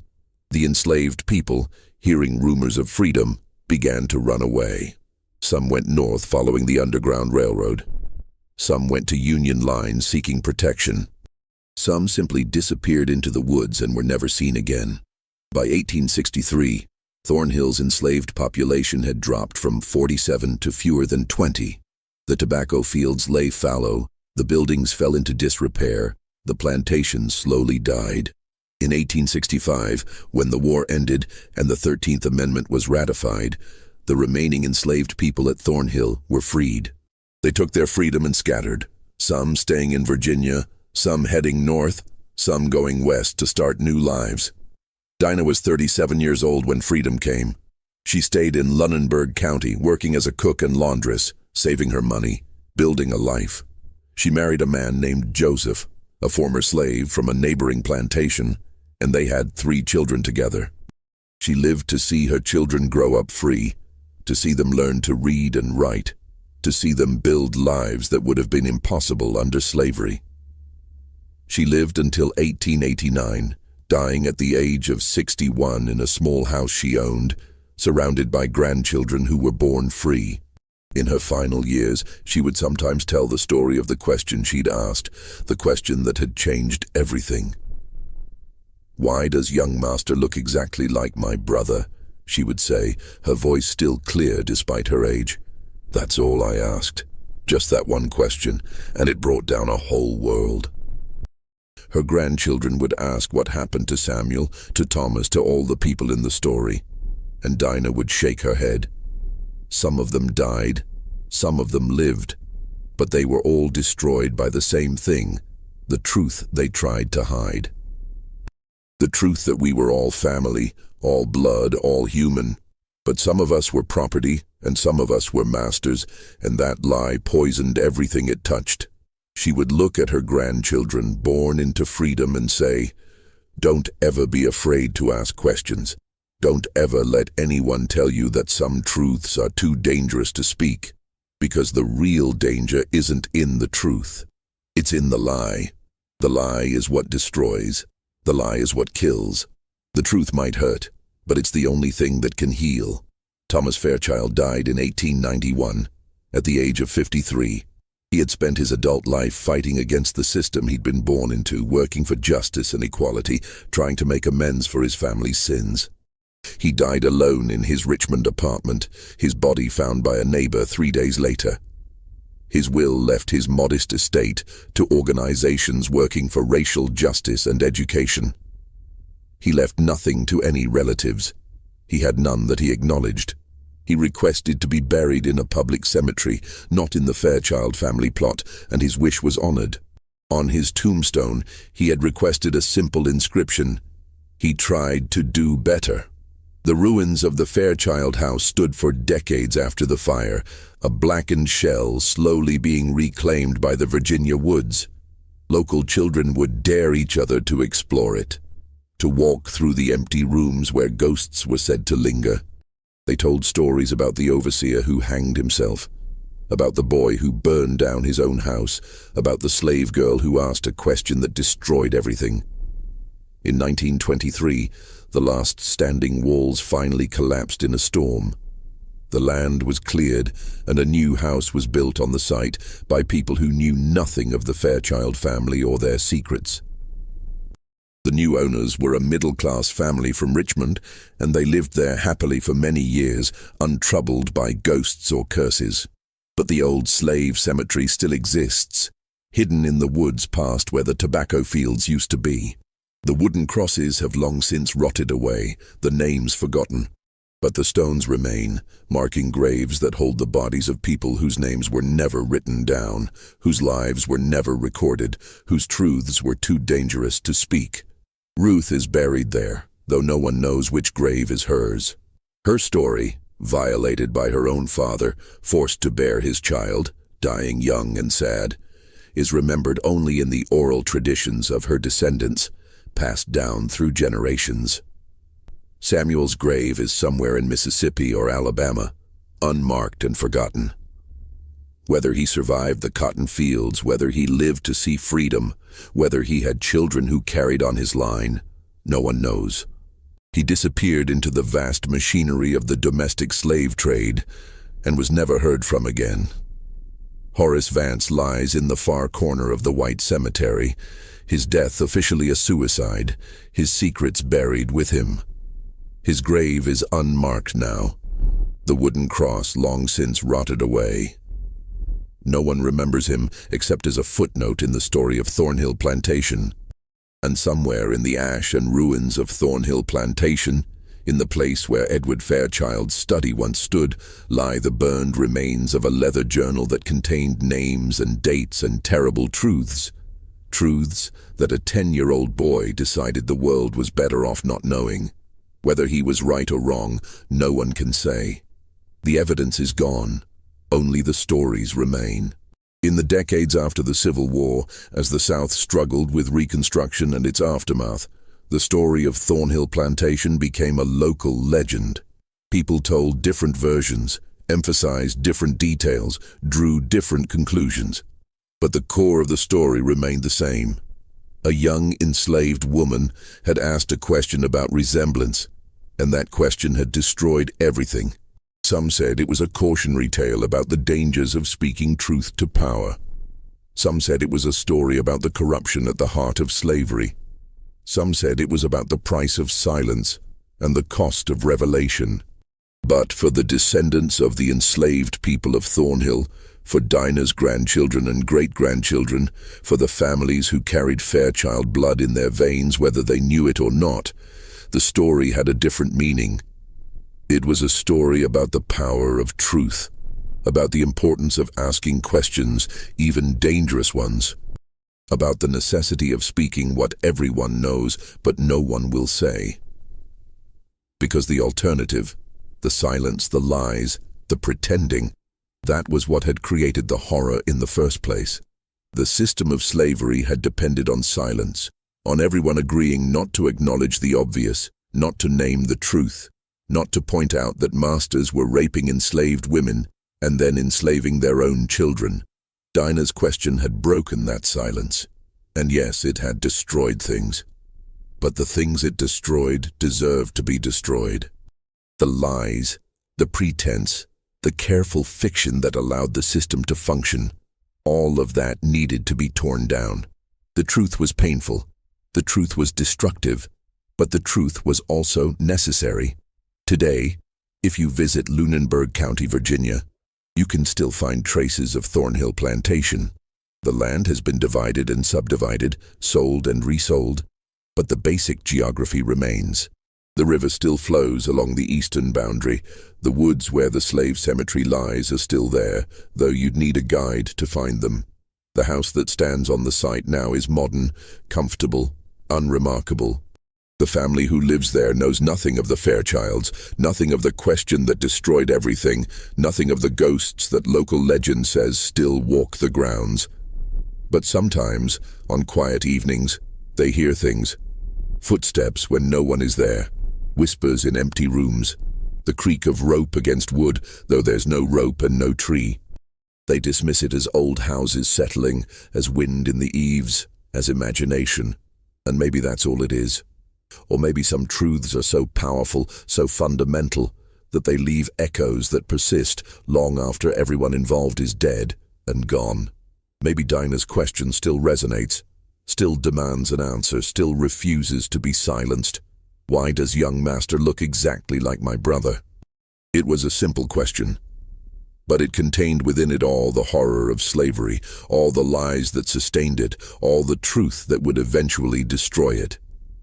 And the answer that everyone knew but no one could say, was this: because they were family. Because blood doesn't care about law or custom or race.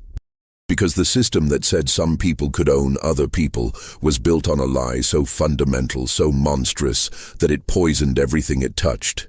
That was the truth that Horace Vance couldn't live with. That was the truth that broke Thomas Fairchild. That was the truth that destroyed Edward Fairchild and burned down his house. And that was the truth that Dinah carried for the rest of her life, not with pride exactly, but with a kind of grim satisfaction. She had spoken the truth. She had asked the question that needed to be asked. And if the truth destroyed things, well, those things deserved to be destroyed. The story of Thornhill Plantation is not unique. Across the South, on thousands of plantations, similar stories played out. Masters fathered children with enslaved women. Families became tangled beyond comprehension. Truths were hidden, lies were maintained, and everyone pretended not to notice the obvious. Most of these stories were never told. Most of the questions were never asked. Most of the truths remained buried. But every once in a while, someone like Dinah came along. Someone who was tired of the silence, tired of the lies, tired of pretending. Someone who asked the question that everyone was thinking but no one would say. And when that happened, when the truth was finally spoken aloud, everything changed. Not always for the better, not always in ways that could be predicted or controlled, but always, inevitably, permanently. Because some truths once spoken can never be unspoken. Some questions once asked can never be unanswered. And some lies, no matter how carefully maintained, will eventually be exposed.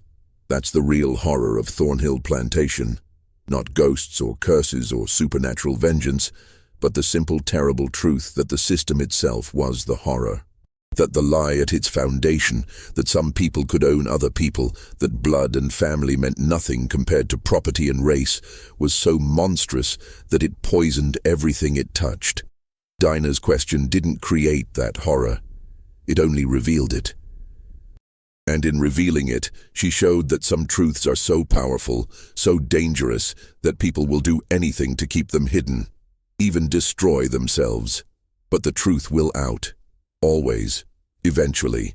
No matter how many people die to keep it secret, no matter how many houses burn, no matter how many lives are destroyed, the truth will out. And that, perhaps, is the only comfort in this dark story. That the lies couldn't last forever.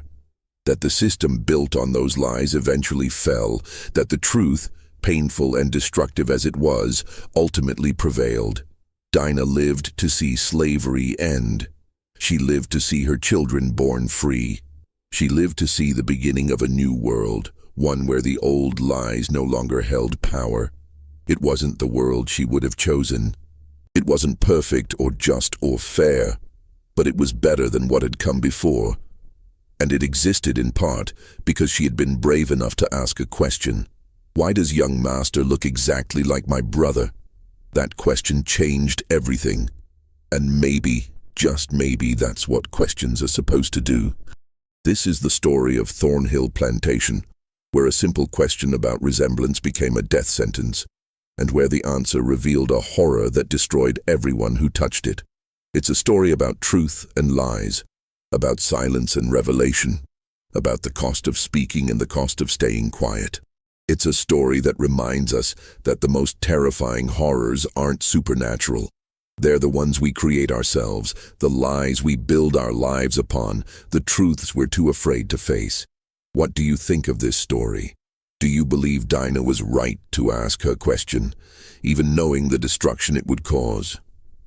Would you have stayed silent, or would you have spoken the truth? Leave your thoughts in the comments below. If you enjoyed this dark chapter of American history and want more stories like this, subscribe, hit the notification bell, and share this video with someone who appreciates the disturbing truths hidden in our past.